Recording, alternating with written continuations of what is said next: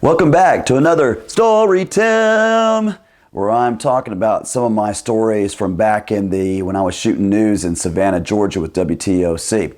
One of my jobs as the chief photographer is I would take out the interns and the newbies to the station and show them, how to work the radio. And, they were supposed to know how to shoot a story and do the interviews, but I would take them along and kind of guide them by the hand, and I would kind of show them how it really worked in the real world. How you could get people to talk, and how you shot this stuff so that it was all in sequence, so that you didn't have to waste a lot of time, because so much of doing news is time compressed. I mean, you have a very, very limited amount of time. You got to work really, really fast. And so they knew that they could send me out on a story, and it would be I'd be able to come back, they'd be able to run the thing, even if they just plugged in my raw tape, that they'd be able to run that because, I was good at this stuff.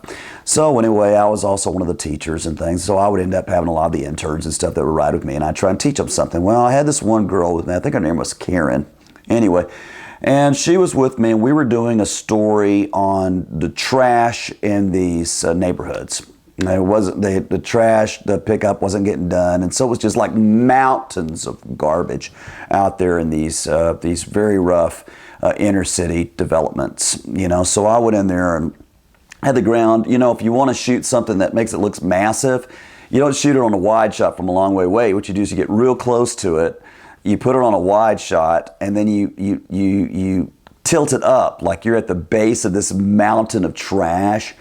I mean, there's so much, you would think of news as being an objective thing, but really, by how you shot it, you could completely change how the story was perceived. For instance, if there was 12 people at this rally against nuclear waste, let's just say, that something been released.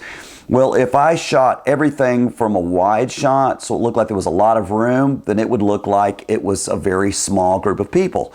I could shoot the same 10 people, and if I got very close to them and kept everything so it was always grouped with a lot of people in it, it would look like there was a lot of people there. So again, you try to think it's being objective, but really how you shoot it is, how you can affect the perception of what actually happened. It goes on all the time. So anyway, I was with them shooting this stuff, and I was down on the ground to make it look like the problem, which was a big problem, but in news, you're trying to make it all the more dramatic. We would have, phrases that we would say like, fill the frame with flame. So, it may be one little fire spot, but I'm going to get all the close-ups I can of that one flame because that looks more dramatic, right? So I was down on the thing and doing all these different shots of this pile of stuff. Well, this one area, which was called Hitch Village, which is one of these bad development areas, in the inner city, where there was a lot of crack dealers. So I was down on the ground doing this, and all of a sudden I hear this smash.